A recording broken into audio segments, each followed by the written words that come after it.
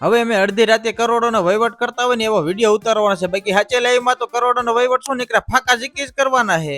મૂકી દે ભૂંડા, હું કામ લગાડો છો દુનિયાને? ને પાછા અમે ઓફિસે નીકળે આટા નથી મારતા. અમારે ઓફિસે ક્યારેક સાફ સફાઈ કરવી પડે ને અમારી મર્સિડીઝ ને ભર બપોરે આપણે ઠંડા પાણી આપણે નવરાવી લીધી છે ને ગાડીને નવરાઈને અમારે જવાનું છે નાસ્તો કરવા. ઈ પાછી અમારી મર્સિડીઝ લઈને પેલા આપણે વડાપાવ મંગાવી લીધા છે ને આ વડાપાવ ખાસ છે કારણ કે મરચા વાળા વડાપાવ છે. હવે પાછળ બેઠીને બટેટા આવવામાં થોડીક વાર લાગવાની, ત્યાં ભૂંગળા ઉપાડી લીધા. બોલો ભૂંડા, હું કામ લગાડો છો? હા ભાઈ, તો મોદી નો ચાહક લાગે છે. ફાઇનલી આવી ગયા છે અહીંયા. હવે જેટલા વડાપાવ નથી ખાતા ને એટલે તમે મરચાના ભજીયા ખાઈ ગયા છે. હવે હવારે ખબર પડશે કેવા ભજીયા લાગ્યા છે.